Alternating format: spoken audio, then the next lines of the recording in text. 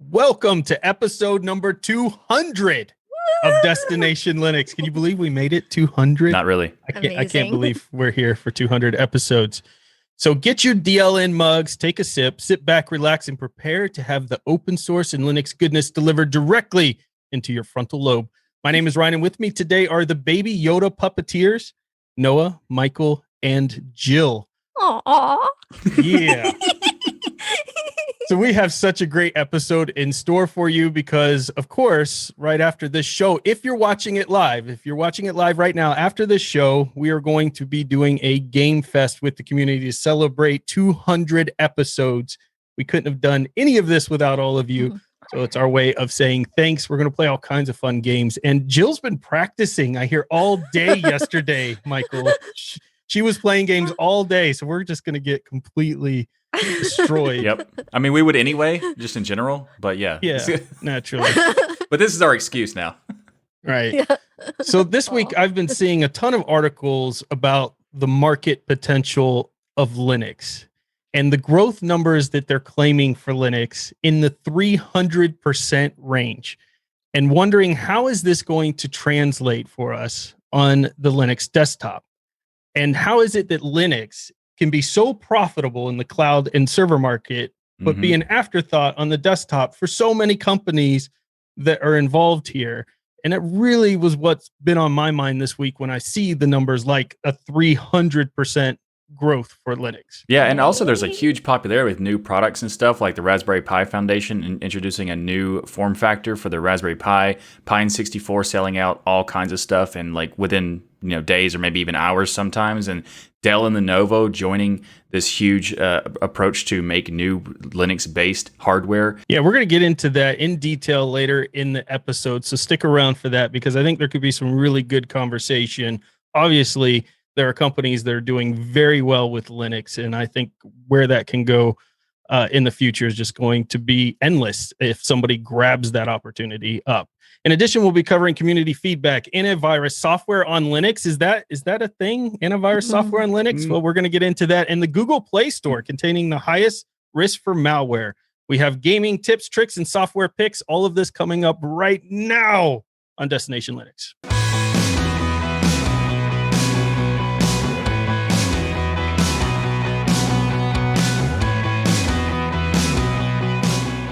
All right, Noah, so let's kick things off with some community feedback. What did our listeners send in for us this week? Noah writes in. That's a great name. He writes in to say, hey guys, first, nice show. Keep up the great work of promoting open source and Linux to the people. To add to the discussion of proprietary software on Linux, I think driver and core initiatives open source should be the only way. Otherwise, you cannot prevent major security problems. When it comes to using proprietary on Linux, I think Canonical tries to do that with snaps. However, for things like video games, proprietary is sadly the only way that they will ever be released. It will stay that way for a long time, but that is okay. Do you think there's a need for an open source Steam, which runs on all distros, allows for open source or proprietary software, maybe promoting open source, and allows for payments? Best regards, Noah. Well, so there have been a couple of attempts at that, right? A couple of open game markets and so on and so forth.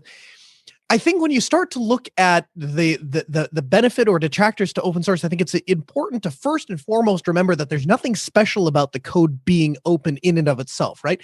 I could take proprietary software that was bad, that had bad security or had bad coding practices, and I can put a different license on the front of it and release it. And it doesn't change the way that the quality of the code, right? And so the quality of the code is not dependent on the software license. However, it's much easier, like Symantec did back in the 90s, to get away with saying that you have more encryption than you actually do if nobody can actually see the source code and see that you're lying to them. This is not possible in open source, right? We have a lot of eyes on the code, and so it tends to work out where we have a higher quality of code and more security. But I want to be clear that there seems to be a rumor that goes around sometimes that just because it's open source, it's better because it's open source. And I don't know that that's necessarily true. There's plenty of open source projects that have one or two developers, and there are plenty of proprietary projects that have a lot more eyes on the code. And so they are going to be more robust, more secure, and more featureful, and all of those things. When it comes to gaming, I respectfully disagree that I think gaming is always going to be proprietary. I think that for right now, for the foreseeable future, I can understand how we get there because game manufacturers and software manufacturers count on the revenue generated from selling those games. And indeed, that comes from those games being licensed such that they know they can predict the cost and what they're going to bring in for each one of those games. But I would submit to you that when you start to look at organizations like the Humble Indie Bundle, which have proven time and time again that people are more generous with their money if you give them the opportunity, if you first give and then ask them to support you. And I think that model has been proven both in production as well as speculated to be more a more effective way of engaging people and allowing them to support you. And in a certain way, it comes back to a lot of the same driving factors that support small businesses. A lot of people do business with the smaller business because they like the idea of being taken care of, and they like the idea that there's only one place to go and they have direct interaction with the people that are doing that.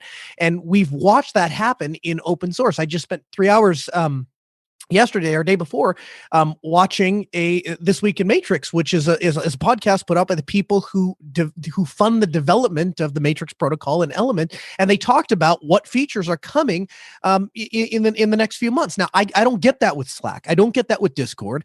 I will only get that with an open platform where the project and the timeline is open, and it's open to discussion and feedback, and people have the opportunity to say, these are the features I want and these are the things that I don't want.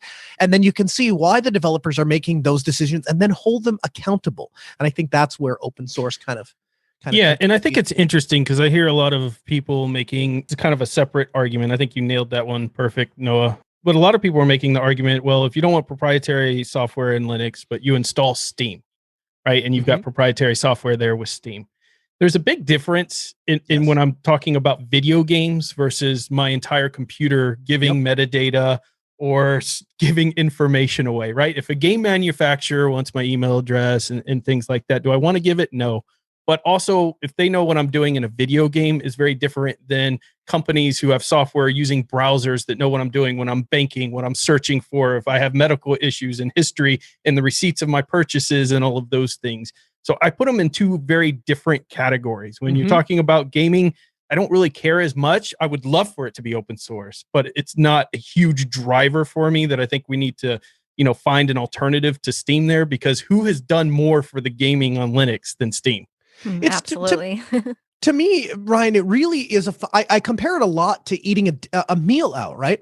If there's a dish I really like and it's my dish and it's a recipe that I care about and I want to make sure it lives forever and those kind of things, I want the original recipe so that I can make it at home, so I can give it out to my kids, so that there are no restrictions on those. At the same time, if I go out to a restaurant and I go out to a McDonald's or a Burger King or something like that, in that particular case, all I'm really looking for is to satiate my appetite for that one particular meal. Right. And so I kind of look at Steam or Netflix or Hulu all as a kind of that same approach. If I'm looking for something that I'm going to bank on, that I'm going to live on, that I'm going to trust, and I expect to be there, things like my email client, my web browser, my operating system, those kind of things are held to a much higher standard and a much higher bar than, hey, I want to play a game with a couple of my buddies after we're done here with Destination Linux. So I'm going to install this piece of software, I'm going to use it for a little bit, and then after I'm done, maybe I'll never fire it up again. Exactly. I agree with you. It's a totally separate bar. Well, and to the point about Steam, you can use the Lutris open source game manager for Linux, which is actually a really good example of using both open source software and proprietary to run games, whether the games are free or paid. Yeah, and Lutris is so good, isn't it? It's so great. And speaking of proprietary, I have used lots of proprietary software on Linux for my work and teaching, including Maya and Modo 3D animation software and DaVinci Resolve for editing and motion graphics. But now that the open source Blender 3D software has become an industry standard, with the help a lot of the Academy Software Foundation in Hollywood promoting the use and sustainability of the open source ecosystem for the VisFX industry, I am needing to rely on proprietary software less and less and less, which is just awesome. That is awesome. And it's the money funded from the proprietary is helping the open source programs like Blender. Yep, that's a really good point. So actually, they take that money and those funds that they gain and actually make the open source product superior to what's out there in a commercial offering, and then it's obvious where everybody goes. I love it. Noah has one more thing to add to his email. He writes in and says, P.S. If you're annoyed by GIMP, try Creatum. which is starting to replace GIMP and is already a standard when it comes to drawing. It basically fuses Photoshop and Animate into one project that is part of KDE. So I guess, kind of a different take altogether from the first part of his email, but interesting nonetheless. And Michael, your thoughts on this? Yeah, so for those who are not familiar, I'm actually a professional designer. I've worked with a variety of different software in this space. And if you've listened to the show before, you may have heard that I am somewhat negative towards GIMP. And I actually recently realized something that was, it's a revelation, sort of. And that is, some people are looking at my perspective of GIMP as something and whether or not they should use GIMP. And that's actually my bad, essentially, because I made it seem like GIMP wasn't reasonably usable. But my perspective is because as a professional, it's not ready for professionals. But 95% of the population aren't professional designers, and GIMP is perfectly fine for those people. In fact, I'm not professional, and you've seen what I've done with it. Is that a bad example? For sure. Aww. Anyway. But it's just interesting because GIMP is actually quite good for 95% of the population. It just doesn't happen to be good enough for professional industry. And that's okay because it's not really aiming for the professional. But it's something that I kind of wanted to just say. GIMP is a good solution for people who are, wanting to do, just simple edits and that sort of stuff. It might not be the best for professionals, but that's okay. And Krita is a fantastic option as well for if you want to do painting stuff. It's not actually meant to be a Photoshop alternative, but it can do certain aspects that Photoshop is good. So, I mean, if you're a professional, maybe it's not the best option, but if you're not, which is most everybody, GIMP and Krita are fantastic solutions, so check them out. And I think that there's a lot of potential in them right now, especially with like GIMP 3.0 coming soon. Well, soon-ish. And there's a lot of stuff that's coming into it. I talked about it on a just this week on This Week in Linux. There's so much cool stuff coming in GIMP, and I'm excited for it. Yeah, and speaking of that, Michael, I have moved all my students onto Krita for that reason, to get them off the Adobe suite. Yeah, I love it. Krita is quite good, and especially for the painting aspects, it's fantastic. Yes. And it's got good 2D animation as well. Mm-hmm. We love hearing from our worldwide community. What we want you to do is get the official DLN mug, fill it with some coffee, sit down at your nearest stool, and send us an email. You can send those emails to comments@destinationlinux.org. So, Michael, you remember last week where I was going to give out the information on the big announcement, and you were like, no, we have to wait till we're live, episode 200. Don't tell anybody for episode. Yeah. You remember that conversation? I vaguely remember that. Yeah, a little bit. Well, it's episode 200. Oh, so right. Am I allowed to finally tell people You what's are. going on I here? will give you permission this one time. Feel free to do it, I suppose. All right, here we go. So Yay. DLN is expanding with a brand new podcast.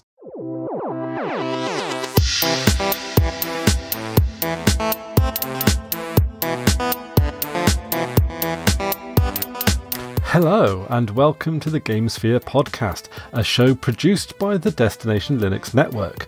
I'm Chris Ware, and over the course of this show I'll cover topics like gaming news, video game reviews, project spotlights, looking back at older games as well as looking forward to new ones. I'll also be covering more substantive aspects to gaming, such as what cloud gaming has to offer end users, as well as how it fits within our wider ethos around technology and ethical software. Linux has been my main gaming platform since 2006, and I've seen firsthand just how far gaming on the platform has evolved since then. However, Linux gamers and non-Linux gamers alike will be able to enjoy this show. You can catch all that and more every week on YouTube and wherever you get your podcasts. Connect to the rest of the network at destinationlinux.network. I've been Chris Ware, and you've been awesome. The new podcast is going to be called GameSphere. Now, this is something that the community has been asking for. We actually had posts just last week where someone was like, hey, my son listens to all your podcasts. He's learning all this stuff about Linux, but I want him to also understand the gaming aspects and what's capable in Linux. And do you have a show that covers that? And we were like, yes, but wait, because Michael won't let me tell you yet. But now we can. So GameSphere is the new podcast out there. And perhaps even more exciting than that is who's going to be hosting, which is Noah. No, I'm teasing because Noah would be terrible at games. The new host is Chris Weir. So all of those in the Hey. Linux community are probably already familiar with Chris Weir's work. He is creates a lot of video content, has a ton of subscribers, which are all now part of the DLN family. So we welcome them all to his channels, and he will be hosting GameSphere on the Destination Linux network. So go to your podcast, the intro. It's not an intro episode. I guess it's a welcome episode, you would say? It's like a promo thing. It's already, if you'll find it in whatever podcast app you use, because it's in all the directories and stuff like that. So it's in iTunes directory, Spotify, etc., Amazon Music, whatever. So just go and search it in your podcast app and you'll find it there. The first episode has not been launched yet. That's coming soon, but it is there, and so you'll see you'll be able to listen to the promo thing. And it's kind of interesting, because I just now realized that we named the show accidentally with a rhyme. It's GameSphere with Chris Weir. Oh, wow. Wow. Look at that. We meant to do that. Shut up. Oh, Michael. yeah, We right. meant to do I that. didn't just realize that. We was totally on purpose. So welcome, Chris, to the DLN family. We're so happy to have you and your subscribers joining us. And I was listening to the promo. I even got a little hint into the first episode. He has such a unique take on the gaming industry from all aspects, from the old to the new games. And he's got that British accent, so you just want to listen. You know, that kind of helps. Yeah, there you go. Makes an improvement automatically. This episode of Destination Linux is brought to you by DigitalOcean. DigitalOcean recently announced their new app platform service, which is a solution to build modern cloud-native apps. With app platform, listen, here's the thing. DigitalOcean has been on the cutting edge since day one. They were the first VPS to offer all SSDs. When nobody else was doing that, they were doing it. Now SSDs are standard. Nobody thinks of it, but DigitalOcean, they were there first. This app platform is the next way to iterate.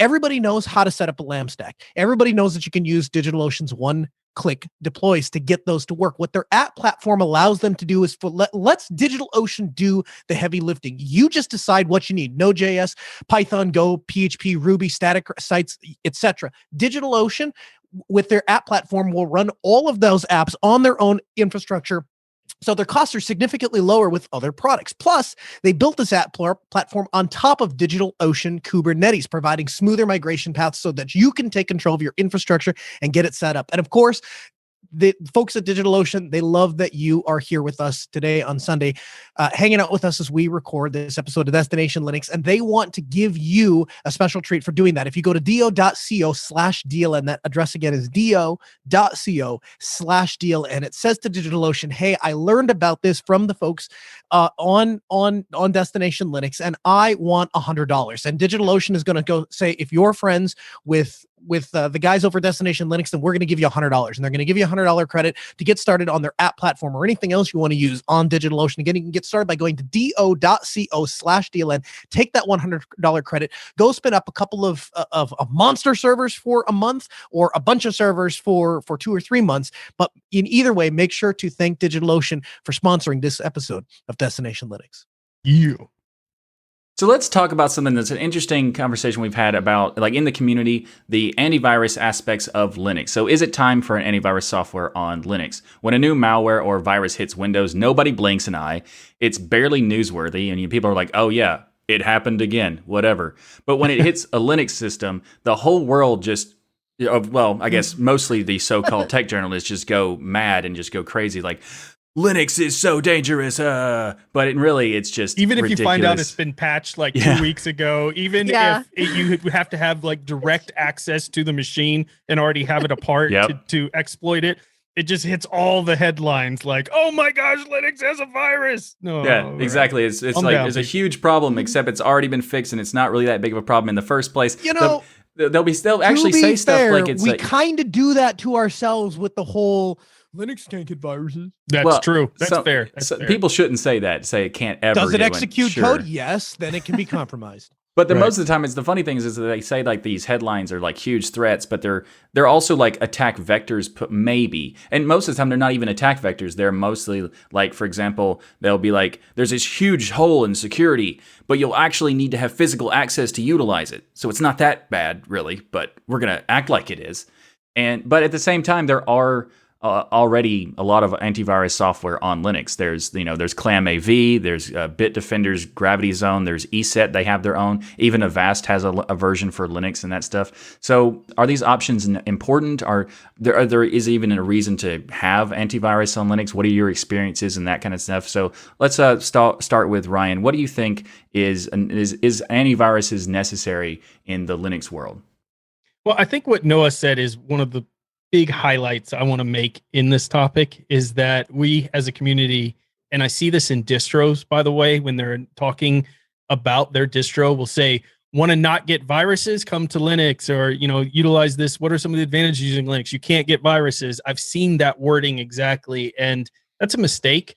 I mean, yes, there are reasons why it's less likely or more difficult, or we can create YouTube videos where we go download all the Windows viruses and try to execute them, and they do nothing in Linux. And that's a lot of fun. And there is truth in the fact that certainly Linux is more locked down in general by nature, but to act like it can't get viruses is wrong. And it's a big threat target now. This is one of the things that I see a lot is people go, the reason why Linux has no viruses for it, or not very many, is because it's a small attack threat, because it's such a small part of the desktop. But you're talking about something that nearly every company, government, military, the space program, all of these huge, massive targets, Microsoft, Amazon, all of them utilize this stuff behind the scenes. So there is probably, you could make the claim, equal to, in some cases, if not more, considering it runs the entire cloud, of a threat opportunity for people to want to write viruses, certain types of viruses, certainly government threats and things for Linux. So I think it is a big target. You do hear nobody, and I mean nobody, at least in my 4 years, talking about, hey, once you're done with that install, make sure you set up an antivirus, a good antivirus or malware software program. It just never has come up once. And I think we should be, to answer your question, Michael, encouraging people to at least install things like ClamAV and have antivirus, because I think the attack vector is becoming, the attack potential, the honeypot is becoming so large in Linux that if somebody could get something to spread, it could do so much damage that we should be doing this, along with firewalls and other things, of course. What do you think, Noah? I think that both of the extremes are false. I start from the premise that Linux in general is a more secure operating system. And the people that say, well, it's just code is code, and so it could be executed on Linux, it could be executed on Windows. That's not true. There are a variety of different things that stop malicious code from being executed on Linux. We had privilege escalation inside of Linux before it was even a dirty thought in Microsoft's head, right? Then now that they've gotten there, we've moved entirely on to things like SE Linux and containerization and virtualization and all of the other things that add extra layers of security between our potential attackers and the target. I think that the appropriate response to newfound attacks and new threat vectors is to seal those threat vectors and prevent those attacks, not necessarily to have one piece of software that runs on the machine and we artificially trust that it is the arbiter of what's good and bad. I've watched antivirus, very well respected, very well known, tens of thousands of dollars per year for the subscription fee kind of security apparatus that a lot of businesses run. I've seen those fall flat on their face and allow a user to click on a specific link that we know has malicious code, and then install that piece of software that then generates cryptoware or something like that. And I've watched those situations to unfold, only to ask myself, how effective is really an antivirus software? And so I think from the same perspective that I tell people when I'm teaching them about firearms, that the best safety on the firearm is the one that's in between your ears. The best way to avoid malicious code is to understand what you're doing to your system. Don't copy and paste the terminal commands off of some website that you found. Don't just add some random PPA, but understand what the code is doing and understand the responsible way to go about entering into the community and saying, is this a safe thing to do for my computer? That's a far better recipe for success in keeping your machine safe, understanding the technology, than it is just relying on a piece of software and saying, okay, I'll install this and then it'll keep me safe from viruses. What do you think, Jill? Yeah, so I actually had read an article not too long ago that interviewed Red Hat, Canonical, and System 76 about this very issue and the need for antivirus software on Linux. And they actually all said, as long as you keep Linux patched and updated, they weren't worrying about it. because they're on top of it and they know their ecosystems and what they need to keep updated. And because of Linux is so diverse, because the viruses have to attack a specific software with specific instruction to be effective, it's harder to penetrate, unlike Windows, which is very monolithic. It can happen, but it has to be a very specific script with a very specific application. Right. And every company is running different software and hundreds of different software in concert. So you have to get that, you have to get the ingredients just right. Right. To do Well, the I'll go attack. on record and say I disagree with Red Hat System 76 of them. Yeah. I may be proven wrong, but I think the difference is the type of attacks that are going to be, and I'm not saying an Yeah, it's antivirus can changed solve it. too. I think the type of Yeah. attacks that are coming, the sophistication from the governments and then their code that they're using to, disrupt another government, getting out into the open and people utilizing it. I think the targets and the sophistication of these things is getting to the point where, most antivirus only works off of generally signatures or the behavioral characteristics of a program to determine, hey, that's doing something it shouldn't do, or the virus is already out there and they've picked up certain signatures they know the virus does, and that is how these antivirus softwares kind of detect what's going on. And I just can't see any harm in having Yes. people install these tools just in case something like that happens. And we've seen the damage that these programs are causing during COVID crisis and everything else, hospitals being taken down, servers going down for days at a time. This is a big issue, and I just don't see the harm in having one installed on your Linux machine. Yeah. I feel the same way, actually. And it can't hurt for enterprise, to install an antivirus program on Linux, definitely. Especially, and I was thinking about this a few days ago, especially when they are using older hardened Linux kernels that can't be updated easily. We need, you need that security and that antivirus software to protect you from attacks. And if you look at what has happened to security on our Linux routers locally, they use older kernels that Yep. need to be updated manually. And the average user really doesn't know how to do this. But simply changing the admin password can prevent brute force attacks. Yep. So- Good point. I think there's a good point about, especially with the enterprise people. Of course, I think that having an antivirus or anti-malware and all that stuff would make the most sense for them. But in terms of like the average user, I think there's an interesting balance between the fact that Red Hat and Canonical and System 76 are talking about how they're basically the antivirus for you, is essentially what they're talking about. But they're mostly talking about the vulnerabilities and security issues that are found that are immediately fixed, almost immediately anyway. And most of the time, by the time we hear about a public issue with Linux, they've already fixed it because there's that the declaration structure of making sure these things are addressed very quickly before they're announced. or even before they're announced. But in terms of, I think that's what they're referring to. But in regards to like the issue with an antivirus is typically because of Windows legacy of having like drive-by virus infections and stuff. Whereas that wouldn't be anything related to what Canonical and Red Hat and System 76 would be doing, because those are not vulnerabilities necessarily. Those are just people accidentally installing something that they didn't know was a problem. And for the most part, it's very difficult to do that in Linux because you actually have to not just download something, you have to give it access to be able to execute. You have to manually activate it and stuff like that. So the threat vector is very, very low in comparison, but it's still there.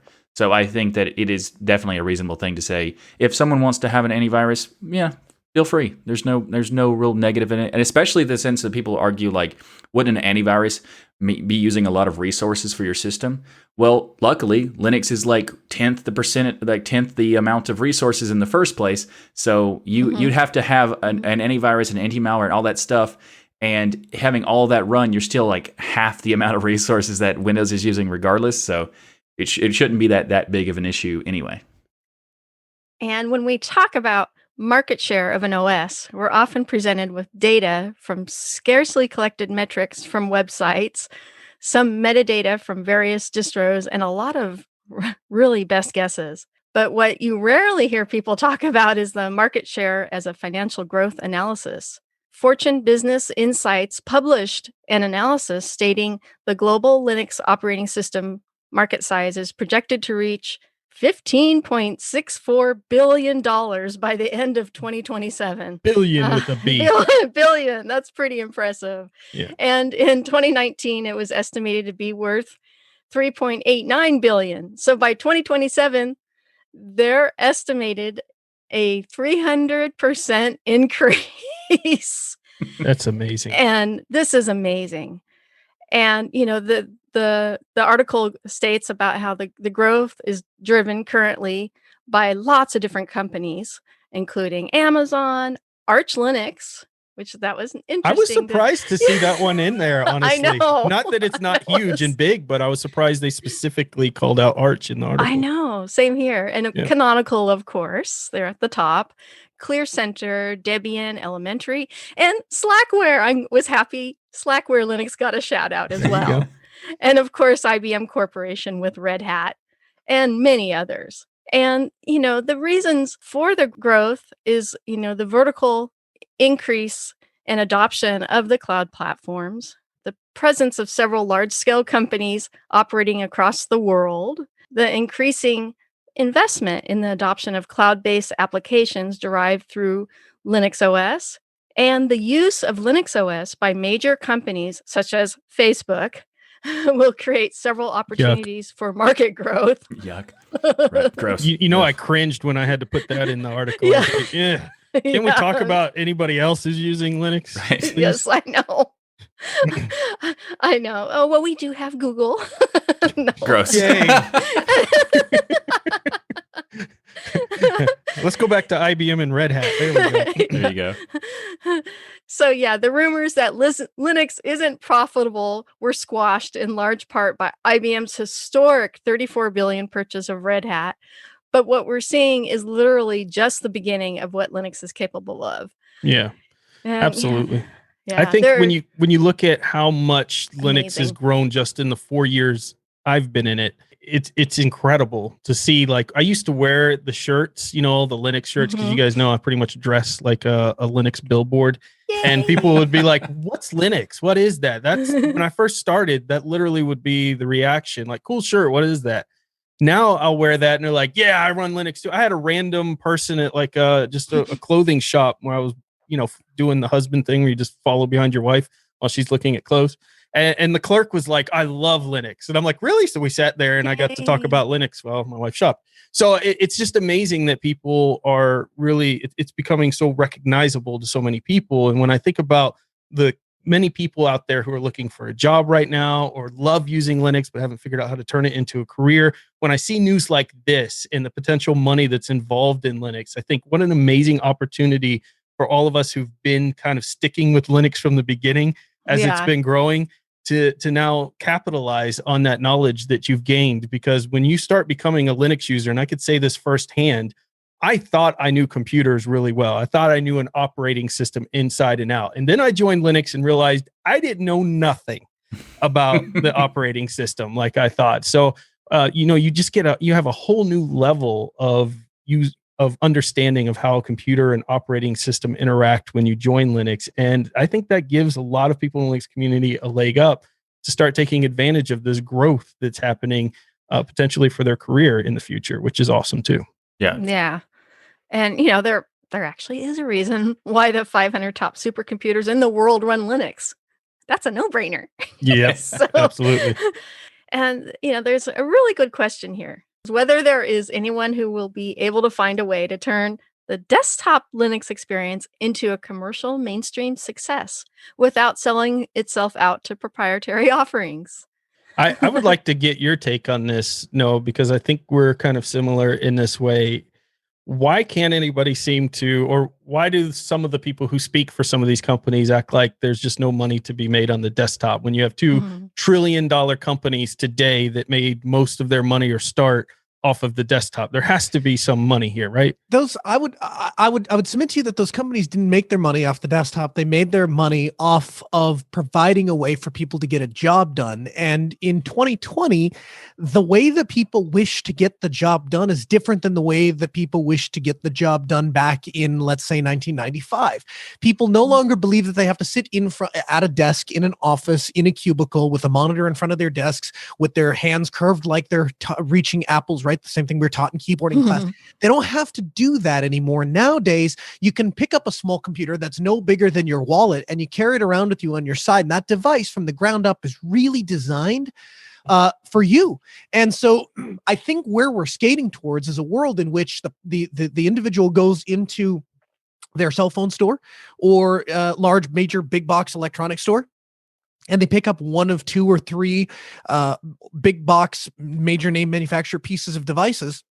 And those devices then have all of the software and all of the apps that people need. And if we watched what Apple said last week when they announced their universal apps, essentially they're ripping off Snap packages, right? That's the idea that they're going to be able to run code on ARM. They're going to be able to run code on Intel, but it's this one single package. And so it doesn't matter where you are, you just install this universal app and this is going to exist, right? And this technology existed in Linux first. So the fundamental question is, why doesn't it take off in Linux? And why does it always take off when some proprietary company does a crappy knockoff of it? And I think the reason to that is because people have put trust in Microsoft and in Apple and in Google to be the technology provider to help them get the task done.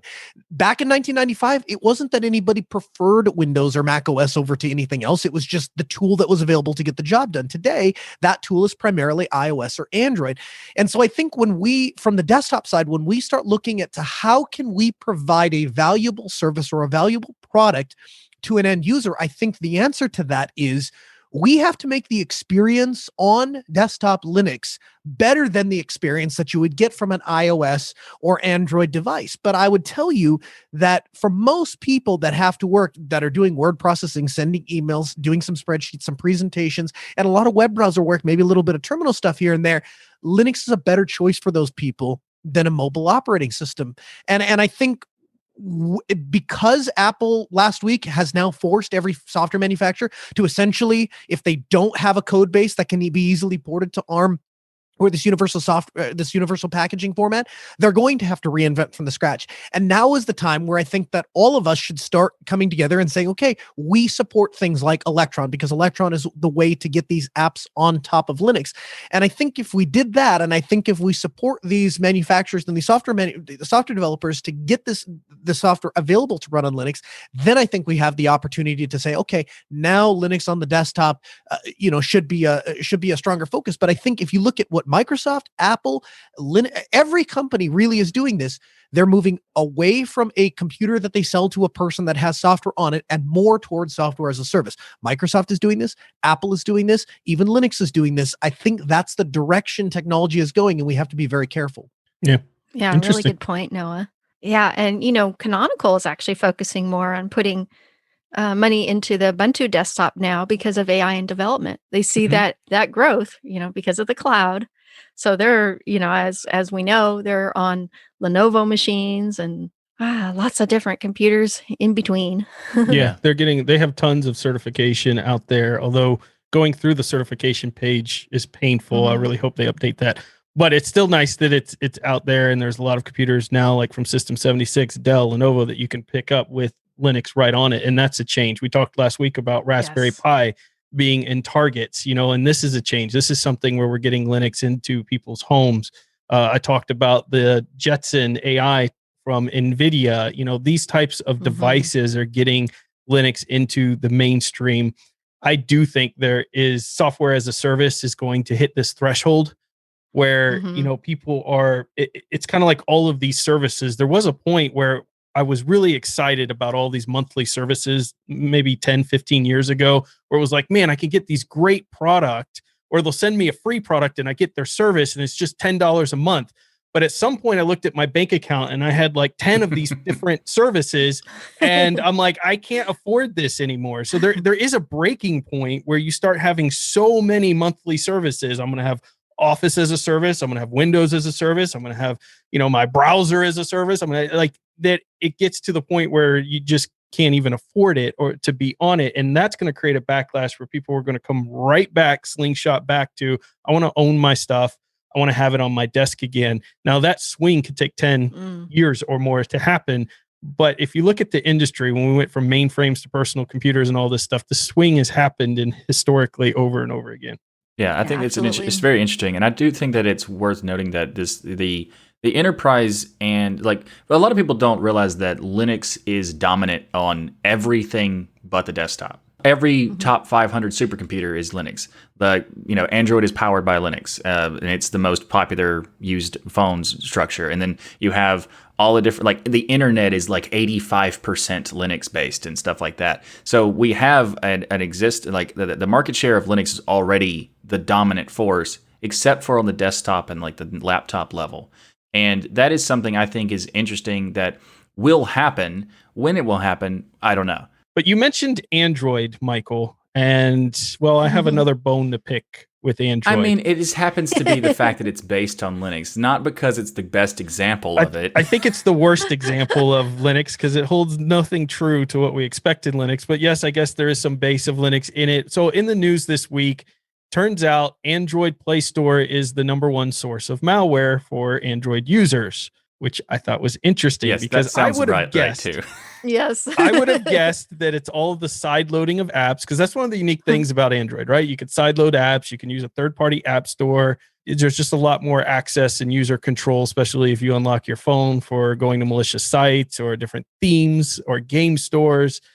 But a recent study by Norton LifeLock went to uncover the mystery by studying 12 million Android devices. So this is not some small study where somebody said, hey, I had 4 phones and I've got most of mine. This is 12 million devices over a period of 4 months.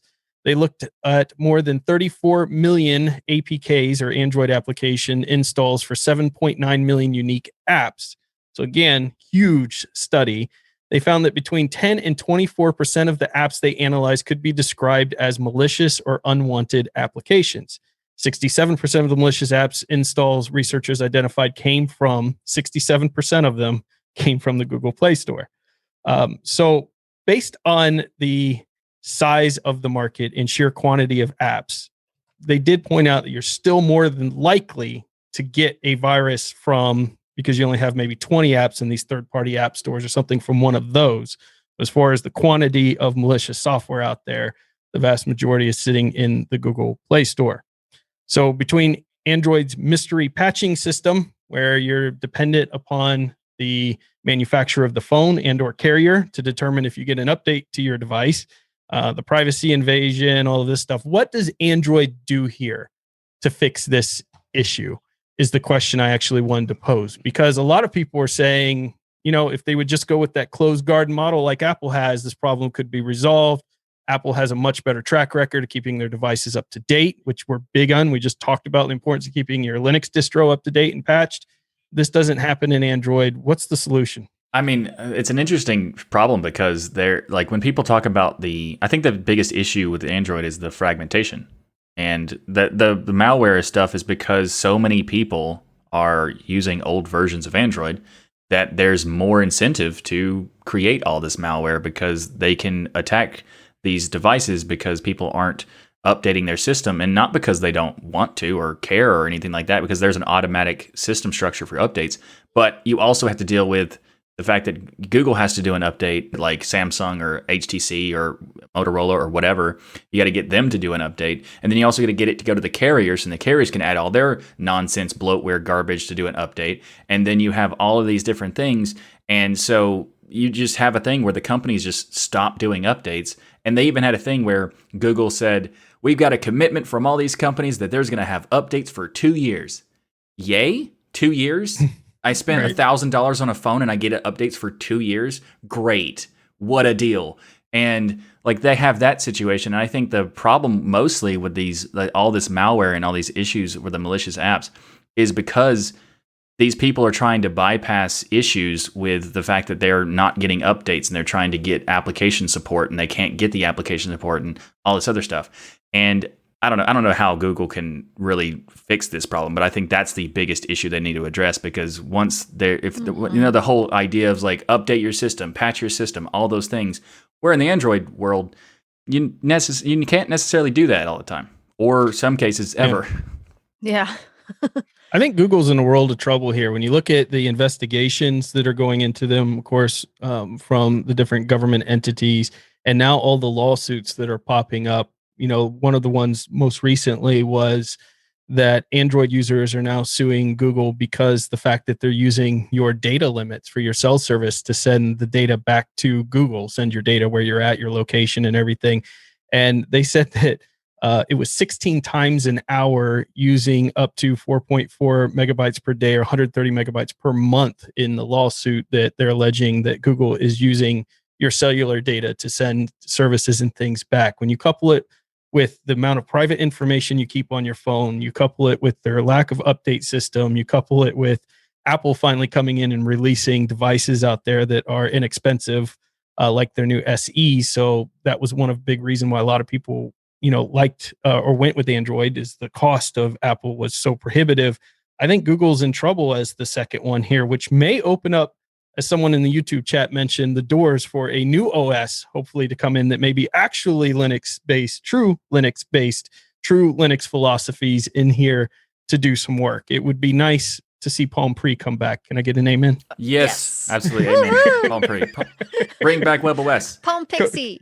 Come on, HP. WebOS. Bring it. Bring Palm Pre back. They haven't please. given up the brand yet. They might be onto something. Yeah. They're still they're doing good at LG on the big screens. You can't Oh, really. it's LG. It's LG. Yeah. I thought it was HP. Yeah, LG. Yeah, you can't really tell that well in the screen right now, but right here, that's my Palm Pre Plus. Like, still is Nice. You still keep it there. Yeah. I'm jealous of that, actually, because it was one of the greatest alternative operating systems for Yes. phone ever released, and it's sad that it doesn't exist anymore. so I'm excited still a you huge fan of mentioned it. Oh, you like WebOS too, Jill? Oh, I have every WebOS phone, including the Pixie, the course Pre you 1, do. the Pre 2, Pre 3. I have an HP touchpad behind me that I still use for playing music, because I had the best sound system in it as well for a tablet. I mean, everybody loves the I was WebOS. actually making apps in it. I made a Linux Chicks of Los Angeles app for it, and That's awesome. You know what? I just figured out how Active. we could monetize Destination Linux more. We talked about the Linux desktop, but what about our podcast? We sell $15 a piece tickets for people to come tour Jill's house and see all of these devices. Anybody on? Yeah, I think we could make some the Jill serious Museum money is here. where you're just going to find all the awesome collection that Jill has. Right. There you go. Yeah. This episode is brought to you by Bitwarden. Great password manager that we use and trust is Bitwarden. Bitwarden lets you set up things like a PIN to easily access your password manager, as well as additional authentication such as master passwords and adding passphrases into fingerprint security and all this, so much more to keep your passwords safe. Bitwarden is the easiest and safest way for individuals, teams, and businesses to store, share, and sync sensitive data. You can go to bitwarden.com/DLN to get started with your free account. Bitwarden is a great password manager, and I use and trust it. I've been using it for many years, and one of the reasons I switched to it was because I found out that it was 100% open source software, and it also lets you to do self-hosting if you'd like to do that. But one of the things that I loved about it when I first found it is, in addition to the open source aspects, they also do security audits and so much more. Go to bitwarden.com/DLN to get started with your free account and make the smart move like many from the community have and get your free account, or get that $10 per year premium edition, because it's definitely worth it. And thanks again to Bitwarden for sponsoring this episode of Destination Linux. So let's get into our gaming section. And I know what everybody who is here watching us live for our 200th episode, we're streaming on YouTube, we're streaming on Twitch out here, is excited for. And that is Game Fest happening at 4 p.m. Eastern today. So we're going to play some awesome games like Xenotic. Yeah. We're going to play Super Yes. Tux Kart. We're going to play Among Us, and we're going to see who is the sneakiest liar amongst the DL crew. I'm interested in this one. I'm wondering how good Noah's going to be at this. You know, he's a little shady over there. But the game I want to talk about this week before we get into Game Fest is FlightGear. So even people who claim, like Noah, that they don't play video games, they do. They get caught red-handed with some very great simulators out there. Like, it's not a video game, it's a simulator. And one of the most popular simulators is a flight sim. And the good news is there is a very advanced flight sim that is open source that runs natively on Linux called FlightGear that you can get started in. Being open source, the file formats are easily accessible, support standard 3D model formats, and much of the simulator configuration is controlled through the XML-based ASCII files. You can write third-party extensions for this. Of course, you don't have to. You can just get in there and start playing and do these flight sims, but there's so much mod capability within this game, which is what a lot of people love about sims, is being able to mod and add different airplanes and different fields and things in there.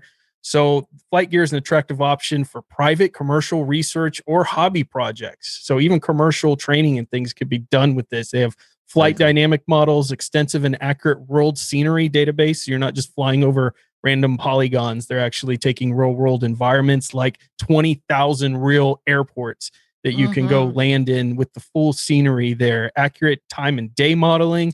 You can fly the 1903 Wright Flyer, a 747, an A320, various military jets. I know that's what Noah would get into immediately. You would skip the whole Wright brothers plane and go right for an F-16, wouldn't you, Noah? Right. You, I know it. I know who you are. Multiple display support, which is a must in a simulator because you want to get wrapped in monitors, right, and feel like you're in the cockpit of a plane. So if you're interested in a good sim, you don't have to dual boot. Just grab yourself a copy of FlightGear, get the game, and get your sim on. Well, I finally got my Cessna up in the air and flying. Really? Folks, you got to read the tutorials. I have played with I have played with flight sims before, but it had been a while. But I did finally get a Cessna up and launched from my local airport. And but what was awesome is it works beautifully spanning my 3 big monitors, my 43-inch center monitor, and then 2 30-inch monitors and portrait on the sides. And it is incredibly immersive and wonderful. Nice. I'm sorry, did you say 43-inch monitor in the middle? IPS Acer monitor. Yes. All right. My monitor suddenly feels like it's just a little tiny box. Ryan's like, "Are you challenging me right now?" Right. No, I'm gonna have to make a big order now to compete with Jill's hardware there. 43-inch. That's awesome. So you've been playing this game. Have you ever played Microsoft Flight Sim? I kind of think that's the standard a lot of people talk about. Yeah. How would you compare the two? It's been a long time since I played the Microsoft one. It was a little easier to set up. Right. But this is getting there. I mean, I actually played FlightGear years ago, and it was, it's really improved. It's come a long way since then. Awesome So it's a little closer to the Microsoft one now in ease of use. I love that. Yeah, because a lot of times when I'm playing those games, I just want to take off. I don't even care about landing. I just want to see it take off. Yes. Fly a little bit. See the scenery. Then land, I'll just crash. I'll crash my way into the ground or parachute out. If you're working in the terminal, then you don't want to be slowed down by opening GUI apps to solve simple tasks. Some of the things you might think you need might be you have to go to Web UI to check out Google Calendar. Turns out you don't. You can actually type Cal. It's a CLI application. It's a nice calendar to show you the current calendar of the month. If you want a different month, just type Cal and the name of the month that you wish to view. For example, Cal space deck space 2020 will give me the calendar for December of 2020. So next time you're listening to Destination Linux and Michael talks about the next game day that's coming up and you say to yourself, which Sunday is that specifically? You'll now have a CLI tool that you can use to determine that. Nice. And our software spotlight this week is Gitbook. Gitbook is a really interesting piece of software and service that allows you to create books, public documentation, enterprise manuals, a thesis, research papers, all kinds of stuff.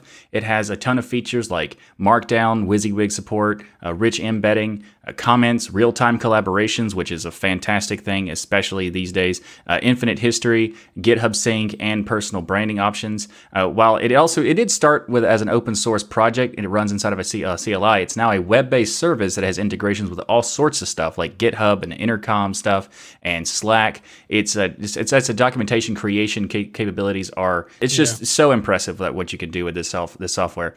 And while it isn't clear if they've remained open source with their web platform or not, they do make the service completely free for all open source projects and any nonprofit organizations. For example, an open source project that moved to GitHub or Gitbook, sorry, that moved to Gitbook is Rocketchat. And Rocketchat is an alternative to Slack. Yeah, I was playing with Gitbook this week. I'd come across it, and I have a lot of on my webpage, DOSKey Community. I have a lot of what I call the area of my page called the brain dump, where it's a lot of tutorials and things I've learned over time and random documentation. And so when I looked at Gitbook, I just wanted to set one up and start putting some of that stuff in there to see how well it would flow. It's so easy to set up. It's so easy to edit. The collaboration in real time, infinite history and things like that make it fantastic. And as somebody who contributes to or tries to contribute to the documentation of distributions out there, let me tell you, it is one of the most painful experiences on the planet.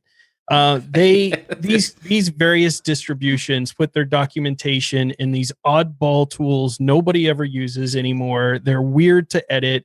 They're impossible to set up. They try to run it through like software updates, through Git repositories and other things. Yeah. And you're supposed to choose this random place. It's not supposed to go here. It's supposed to go there it's a mess. And I look at something like Gitbook and think, here's a tool that a lot of people could use where it's intuitive to anybody who could use the computer, who can write and get in there and help make edits and changes without the pain and experience that so many distros put you through to try to edit their documentation. So I hope a lot of those companies that I know a lot of developers listen to us, at least take a look at it and see what Gitbook's doing, because it's pretty impressive, the simplicity of it. Yeah, and there's also an example like when you're talking about making it more easy to use and easy to contribute to documentation and that sort of stuff. I mean, there's a lot of projects that look at like wiki and wiki systems, and like those are simple, but those actually aren't that simple, especially considering that they have their own custom language that a person who wants to contribute has to learn how to use it. And while it is a very popular thing in like Wikipedia, it's a huge platform, and people understand how to use it as consuming the data and information. Contributing to it is not that popular. So also consider not using wikis either. That'd be great. Please. Yeah. All right. So a big thank you to each and every one of you for supporting us by watching or listening to Destination Linux. We hit 200 episodes, and we did that because of you, the community. You have been with us when we were excited about 500 downloads, and then 1,000 downloads, and then 10,000 downloads, and then 40,000 downloads. And it just keep going and going. For some reason, you keep coming back, and we love you for it. Thank you for all of the support, seriously, for 200 episodes of this show. If you want more DL, you can become a patron. We have all these beautiful faces here with us right now. They get to partake in the show and watch all of the conversations and things that happen before and after the show. And if you become a patron, you also get unedited versions of the show in case you can't make it with us live every Sunday. We do this show here. You get VIP access to events as well, so you can come hang out and talk with the crew. And are you a member of the DLN community? You, the one watching the podcast right now live on the stream. Have you joined the DLN community? We appreciate you listening, but there's also a whole other part of the Destination Linux network. And if you're not in it, then you're truly missing out on a great experience. In fact, we've recently bridged our Matrix, Telegram, and Discord communities all into a single DLN chativerse. Or that's what I'm calling it now. We also have an awesome forum that is directly integrated with all sorts of stuff, such as comments on frontpagelinux.com and so much more. So go to destinationlinux.network/community and join the thousands of other community members discussing open source, Linux, and everything else. And also, thanks to the Jetiverse system, you can now enjoy a conversation on whatever platform you want. And everyone out there, do you realize how many absolutely amazing shows are now part of the Destination Linux network? If you didn't, then let me just name a few. We have our new pseudo show, your home for all things enterprise open source. The incredibly informative Ask Noah show. You can catch Noah live every Tuesday. This Week in Linux. Michael covers all the latest Linux news, and you can watch it live on Saturdays now. And the DOS Geek channel. Make sure to watch Ryan's last Fedora 33 video. His passion and enthusiasm might just get you to convert to Fedora. It did for me. And yes, it was excellent. And DLN Extend. Take conversations from the DLN community. Your computer hardware on with Hardware Addicts. We have a new show coming, which we talked about earlier in this episode, GameSphere by Chris Ware. So looking forward to that. And it rhymes. So I mean, how could you not subscribe? Exactly. Just from the rhyme, you should subscribe. So go to destinationlinux.network and subscribe to all these shows to get those penguins marching and the full Monty of Linux and open source awesome sauce. I love it. All right, everybody, have a great week. And remember that the journey itself is just as important as the destination. Thank you for 200 episodes, everyone. Yep. Thanks. Yeah. We'll see you next week for another episode too. 201? Wait, we don't stop. We're gonna keep going. 201 is coming. This was it. This is the